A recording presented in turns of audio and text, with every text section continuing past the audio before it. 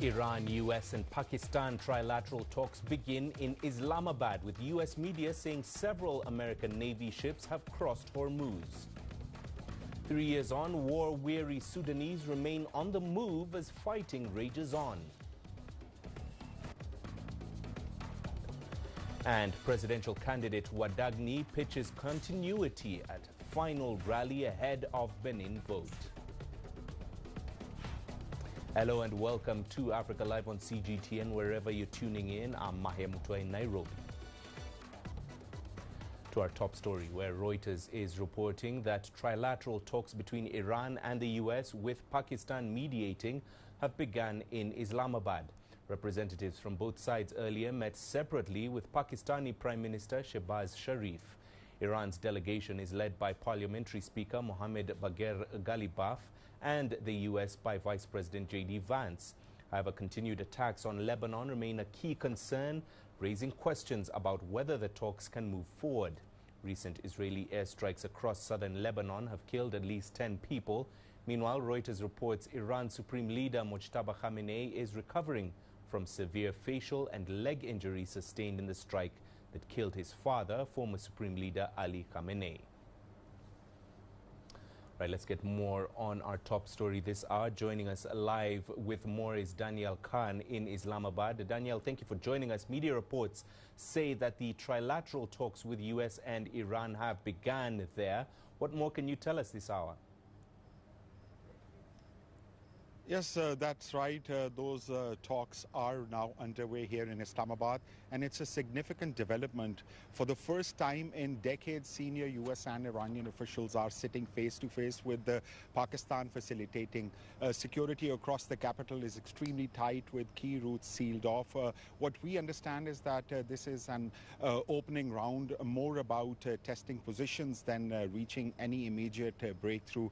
There were real doubts, even ours, before about whether this would happen or not. So the fact that both sides are now at the table signals a shift from escalation towards engagement. The immediate focus is whether this fragile ceasefire can hold, and whether these talks can build enough momentum for something more sustained.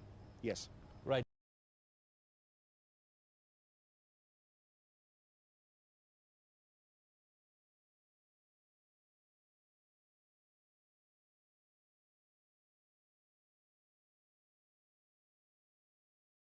In looking at what's likely to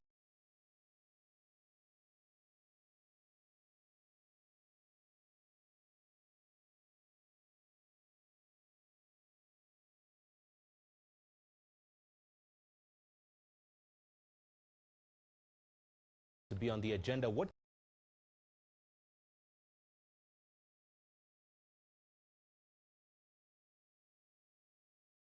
key issues and demands are likely to dominate and shape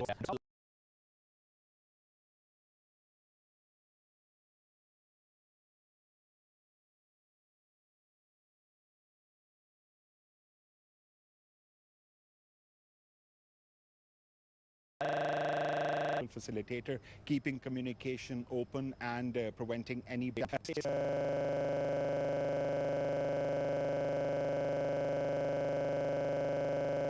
on the Strait of Hormuz continues.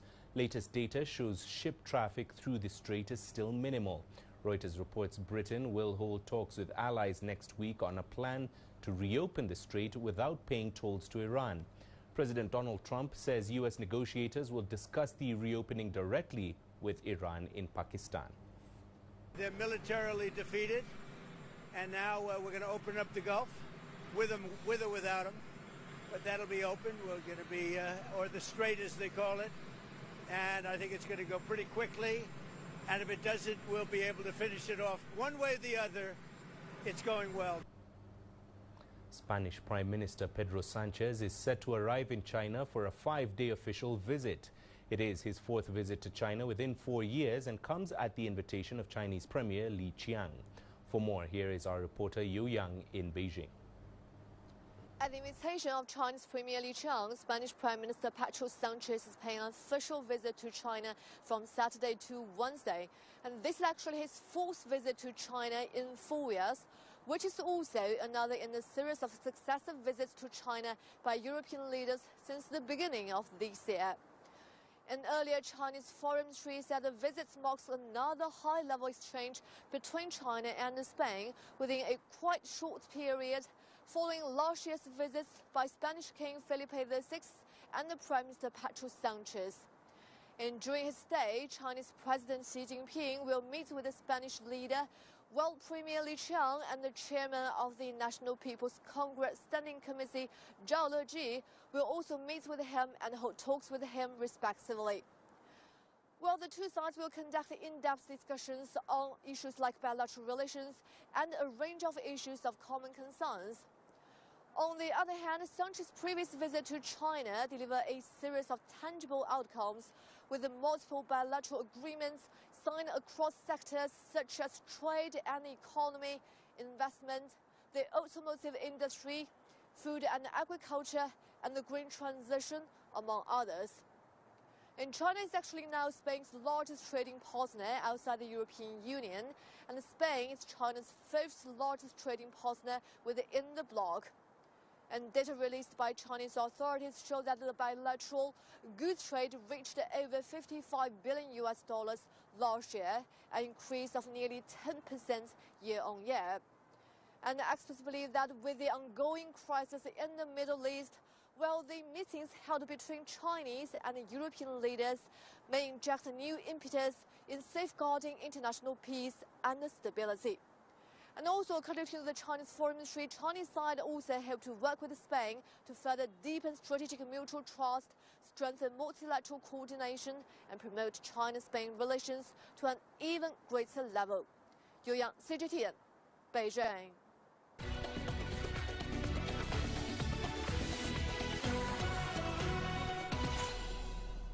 Now, the war in Sudan will enter its fourth year in a few days with no clear end in sight. The country is facing the world's largest displacement crisis, with many fleeing across borders in search of safety as violence continues and humanitarian needs deepen. CGTN's Joy Kiruki Juma with the details. Since fighting erupted in April 2023, more than 14 million people have fled their homes, with nearly a quarter of the population now displaced.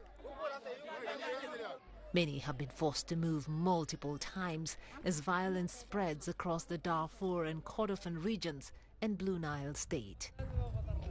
Across the border in Chad, refugee camps are struggling to cope with the influx. We don't know when things will change. There are difficulties, but our children are going to school, and that gives us hope. Civilians continue to bear the brunt of the conflict, facing bombings, armed attacks, and widespread human rights violations. For millions of Sudanese, the conflict has become a relentless cycle of displacement, and survival means rebuilding from nothing. We lost everything in Sudan. Here we are safe. We are gradually getting used to life here. Chad welcomed us, and the humanitarian organizations provided us with shelters. But limited aid and resources are forcing refugees to find their own ways to cope in displacement camps. We formed a group of women. We make and sell soap to support ourselves because assistance is not enough. In camps like Aure Kasoni, where more than 100,000 refugees are sheltering, conditions are dire. Water is very hard to find. The water supplied by the distribution system is insufficient because of the large number of people. Sometimes people go many days without it. Aid workers warn that basic services are overwhelmed. For over 100,000 people, we must meet minimum water needs, but resources are not sufficient. At the same time, some Sudanese are returning home to devastated infrastructure, while others are risking dangerous journeys toward Europe. Humanitarian agencies warn that without urgent funding and renewed global attention, the crisis will only deepen. For millions of Sudanese, the hope for peace remains uncertain, but the need for support is more urgent than ever. Joy Kiruki Juma, CGTN. Ismail Omar Guelleh has been re-elected as Djibouti's president for a sixth term. That's according to provisional results released on Saturday. The Ministry of the Interior announced that Guelleh won with 97.81% of total votes cast. His closest rival, Mohamed Farah Samatar, got 2.19% of the vote. The 78-year-old incumbent announced his victory on a social media post a few hours ahead of the official results, after early results gave him a huge lead. The East African nation, with a population of about 1 million, is a major hub for international commerce on the Red Sea and a key partner in the fight against sea piracy and transnational terrorism. I wish victory, brotherhood, prosperity for all, with everyone fulfilling their responsibilities. And we thank the Almighty for this progress so far. And we hope this will end peacefully across the whole country. Benin will head to the polls on Sunday to elect a new president. Finance Minister Romuald Wadagni, the candidate of the ruling coalition, has pledged to bring about economic reforms. His closest challenger is Paul Hunpe, who has promised national reconciliation and improvements in the education sector. President Patrice Talon, who has served 2 5-year terms, is barred under the Constitution from seeking another term. CGTN's Caroline B tells us more. Official campaigning comes to a close on Saturday night in Benin, and the top 2 candidates hit the trail to woo voters. We will address any shortcomings in what has been started by President Talon's government. Dear young people, our efforts over the last 10 years have given us a little more strength. We just need a little more to take us further, and we will focus on you. We must provide our mothers, traders and sisters with a decent environment in which to carry out their activities. Over the past decade, Benin has undergone significant political changes. President Patrice Talon used his executive powers to make amends to the constitution in 2025, extending the presidential term limit from 5 to 7 years. Political analysts aired their views on the changes in the political scene.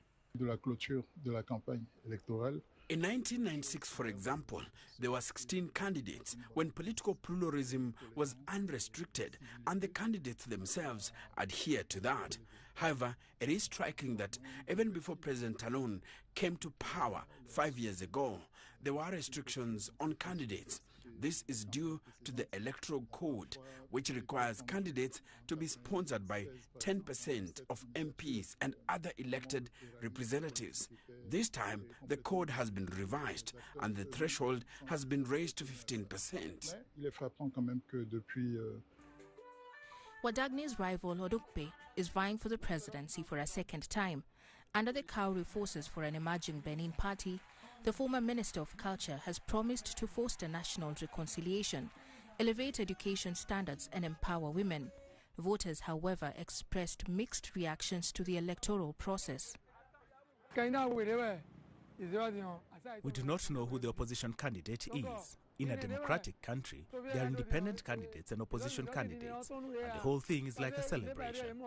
They want to distract the people. It's the same team, and we already know who will win. I can tell you personally that the choice has already been made. There are only 2 candidates at the moment, and here in Benin, we already know who the winner will be. Ask a child if you like. They will tell you that the winner is Romuald Wadagni. The president has governed and built this country so well that there can be no doubt about the presidential camp's candidate. Isn't it better to choose a second Talon? Of the over 14 million people in Benin, nearly 8 million are registered to vote on Sunday. For any candidate to secure an outright victory in the first round, he would need at least 50% of the vote. If that doesn't happen, a runoff will take place on 10th May between the top 2 candidates. Caroline B, CGTN. Meanwhile, Nigeria has convicted nearly 400 militants following mass trials held this week in the capital, Abuja. Sentences ranged from 5 years to life imprisonment, and judges directed rehabilitation and de-radicalization programs for the convicts. The prosecutions, which began on Tuesday, involved suspected members of Boko Haram in the Islamic State West Africa province. They are part of a series of trials that started in 2017 with more than 2,000 defendants. Now, the country's Attorney General said 508 cases were presented to the Federal High Court, which secured 386 convictions, 8 discharges, and 2 acquittals. 112 cases were adjourned to the end of May. Boko Haram and its splinter group ISWAP seek to establish an Islamic State in Nigeria and have this year increased attacks against the military. Time for a short break. Here's what's coming up. We look at a new 1960s photo exhibition in Senegal that celebrates women, independence, and the photographer's legacy. You don't find the stories of North Africa by sitting on the sidelines. You've got to get out, go there, and you'll find them. In the bazaars of Casablanca, among the crowds in Cairo, who come to visit Cairo, the ancient capital of Egypt. Along the waters of the Nile, along the sands of the Sahara. No one else will take you where we can in North Africa. No one else will show you what it's all about. CGTN, see the difference.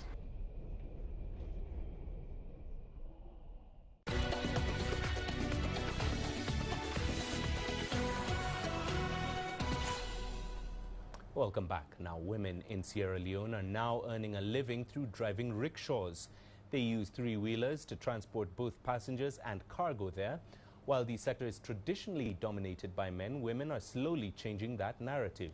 Caroline B. with more. On the bustling streets of Sierra Leone's capital, Freetown, rickshaws, or KK, as they are popularly known, reign supreme. Behind many of the handlebars are women drivers. Youth unemployment and underemployment in Sierra Leone is between 60 and 70%, driving them to this hustle. What motivated me to start riding a KK is that I graduated from college but have been unable to find a job. Sitting idle is not my goal. I tried several times to look for employment, but I couldn't get any.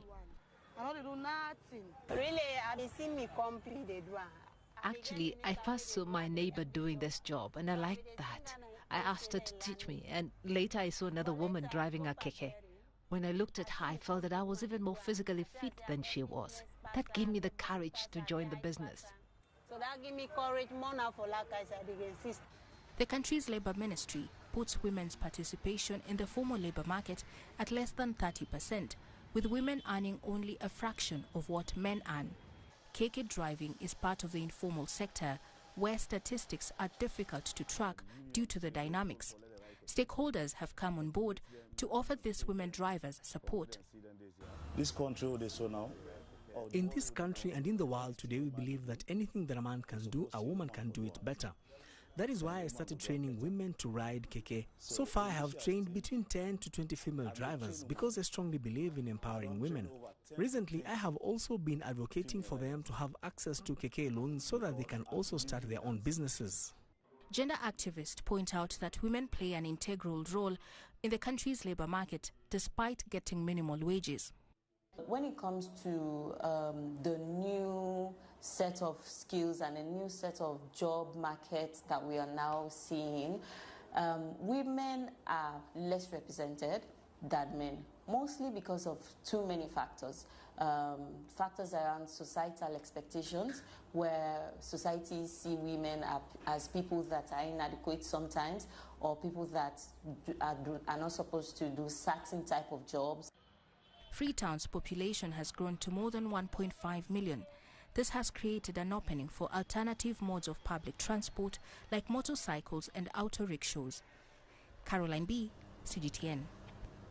A new exhibition in Senegal's capital, Dakar, is shedding light on a pivotal moment in the country's history through the lens of photography. Featuring rare black and white portraits from the 1960s, it celebrates women, independence, and the legacy of one pioneering photographer. CGTN's Joy Kiruki Juma has the details. A series of striking black and white portraits is drawing attention to a transformative era in Senegal's past, at the French Institute of Dakar. The exhibition features 22 works by Beninese photographer Roger da Silva, capturing everyday life in the early years after independence. Curated by Aicha Sai, it offers a glimpse into women's evolving roles during a time of great social change. From portraits of sisters to candid street scenes, the images reveal confidence, movement, and a sense of newfound freedom. These are photographs from 1961. They show women out and about. It marked the end of colonial rule and the liberation of women in Senegal. For many viewers, the photographs go beyond art, telling a deeper story of emancipation. It really shows women who are free to walk, women who are free to go out and about and take part in activities and events. Residents say the exhibition also plays an important role in preserving history and sharing it with a wider audience. It's a good idea. It allows visitors to discover our history and remember it for a long time.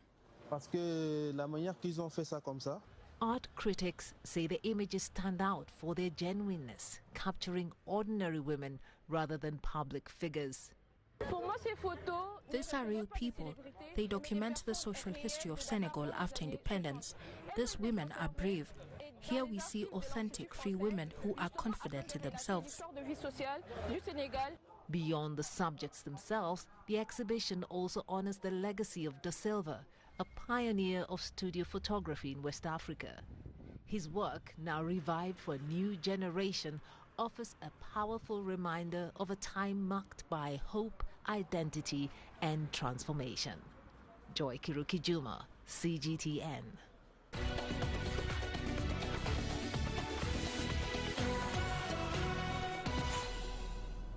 Right, time for the sport. Olympic and world champions Emmanuel Wanyonyi and Beatrice Chebet were the big winners at the Sports Personality of the Year Gala held on Friday night here in Nairobi.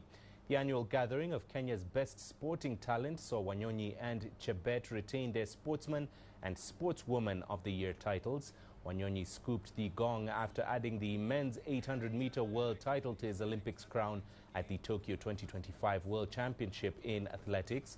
The 21-year-old also retained his Diamond League title and ran the fastest 800-meter time of the year at 1 minute 41.44 seconds in Monaco last July.